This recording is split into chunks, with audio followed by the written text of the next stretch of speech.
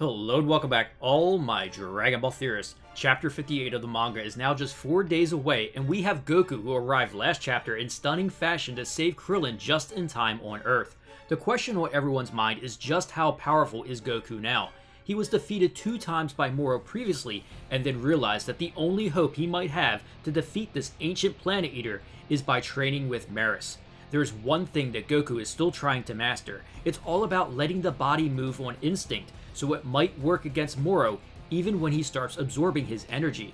Of course, a lot has happened since then. We found out Merus was an angel in training put in Universe 7 by the Grand Priest, so Goku got 6 months of training inside a time chamber with him to raise his power and attempt to control Ultra Instinct at will. This training inside the time chamber with Merus was brutal, as he pushed Goku like he has never been pushed before. Sorry Whis, it's just Merus was really laying the smackdown on Goku, trying to force him to tap into his deepest powers. Then when hope started to slip away for Goku, he questioned how he actually ever managed to use Ultra Instinct in the first place. As we know, it needs to be an extreme crisis, a matter of life and death. It will activate when you achieve self-control in the face of a jarring shock to your emotions. Such is Ultra Instinct. So early on in this training, Goku came to terms that he needed to be ready to die to achieve this power again, which means Goku must have increased his power and all his physical abilities to untold heights. But did he achieve what he sought after? Did he achieve Ultra Instinct, and will it actually even be useful against a villain as powerful and menacing as Moro with his magic? I did explain in another video that Goku likely has achieved Ultra Instinct at will, although we aren't certain which one.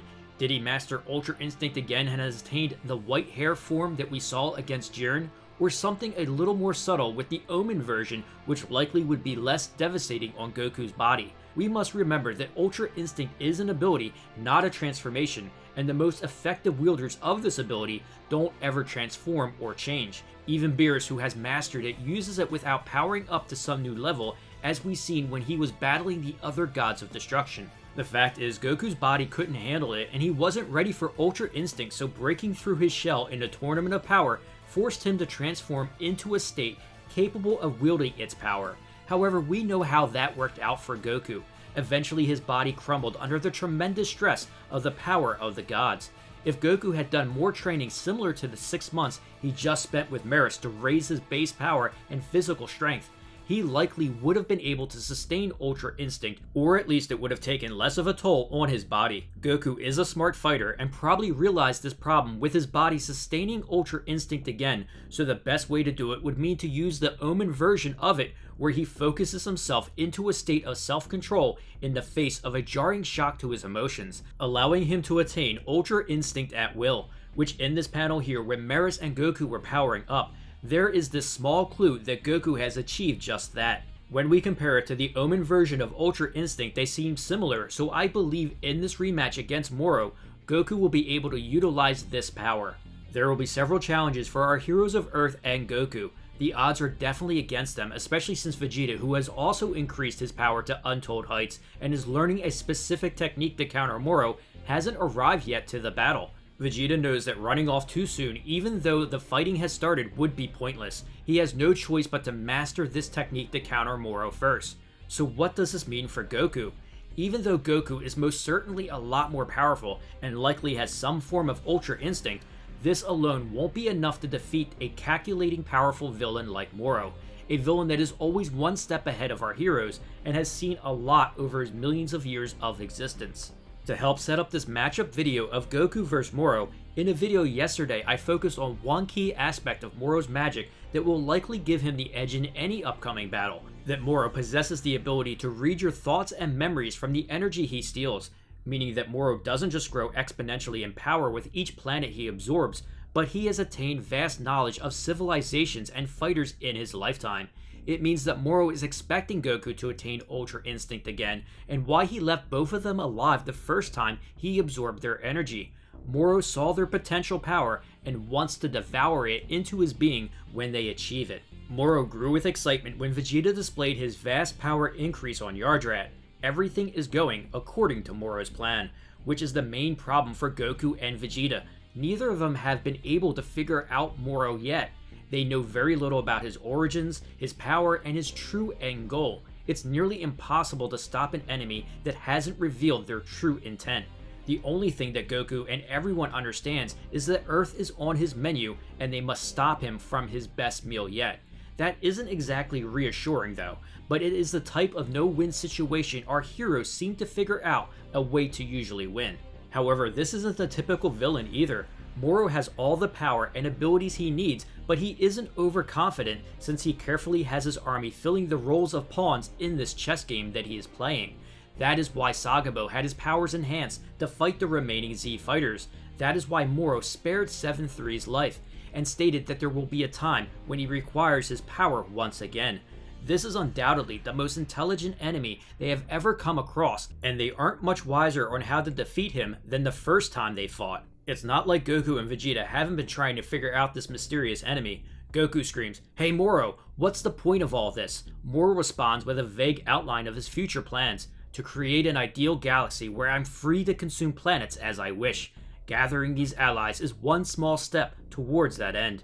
Vegeta chimes in as well in an attempt to figure out this enemy. "You hold a grudge against the Galactic Patrol then?" Moro does ponder for a moment, but doesn't tell them. "What I can say is I detest the sort of peace that you people want to preserve on this planet and others. All those who strive for such nonsense should be eradicated." The fact is, we really know nothing about Moro's true ambitions or who he holds a grudge against. If attaining allies is one small step and absorbing countless planets is just food to increase his power, what is it really he wants to achieve? Perhaps Moro holds a grudge against Beerus and the gods. Is it against the Kais and all of creation? So when Goku meets Moro again for a third time, I imagine we will get a big reveal on Moro's backstory and clues to what he is really after. I have to be honest, the upcoming battle isn't looking great for Goku and the heroes of Earth. Even if Goku can prevent his energy from being absorbed somehow with Ultra Instinct, how exactly does he plan on killing Moro? A being that is nigh immortal and no one possessed the power to execute him, so he is given life imprisonment for 10 million years confined to a chair. You can't defeat him using traditional means, and it's not like Goku can use some massive Kamehameha against him because it would just give Moro even more power. One thing I expect to see coming up in battle is Goku learning firsthand of this nigh immortality, which I'm sure he hasn't considered. No one has even been able to damage Moro yet because of his magic, but even if you get past that, he is a formidable opponent. Now, the type of nigh immortality I am talking about isn't new to Dragon Ball, and we saw it at the Tournament of Power on a smaller scale. If we remember the Universe 6 Namekians that fused with countless other fighters on their planet, giving them an incredible life force, it is because of this that Gohan devised a plan with Piccolo to use the Special Beam Cannon. If they fuse with that many of their people, their vitality should be extraordinary right now. In that case, we shouldn't have to worry about killing them, which we saw when their joint attack blew a hole right through them, but they were perfectly fine. Moro literally subjects the souls of countless life forms, making it his own power, and thus his very life force is so great, this is why he couldn't be executed. So even if Goku punches a hole through Moro's chest, he literally should be unaffected by it.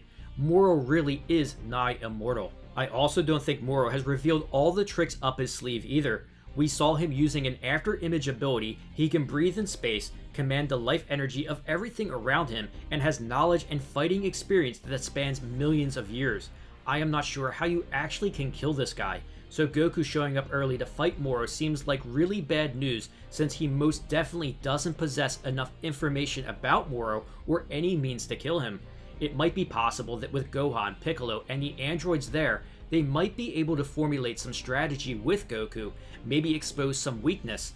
It's just they likely will all be beaten down pretty bad just trying to figure that out. I know what you're thinking. We need Beerus to finally get involved and just Hakai Moro, although we aren't even sure if that would work either. The reason Moro has been gathering so much energy might be because he knows that at some point he needs to face a god of destruction, and it's possible that he can just cancel out Beerus Hakai. I think the only way to defeat Moro is going to be some specific way to counter his magic and also weaken him to a point where he can either be sealed or destroyed. Well, I laid out how Goku has improved and probably has some form of Ultra Instinct, and also stated why Moro is unlike any other villain with an arsenal of abilities, making him nearly impossible to defeat. So I will let you decide how this rematch will turn out in the comments below. For me, I think the writing is on the wall and Goku will lose again against Moro in the rematch, but perhaps it won't be in vain. Maybe Goku reveals some weakness for Vegeta or the heroes of Earth to exploit against Moro to finally get the win. At this time though, Ultra Instinct just isn't enough, so I am giving the advantage to Moro in this battle. Hope everyone has an awesome week. If you enjoyed this video, don't forget to share it and smash that like button. Also, please subscribe to support the channel and turn on that notification bell to keep those theories coming.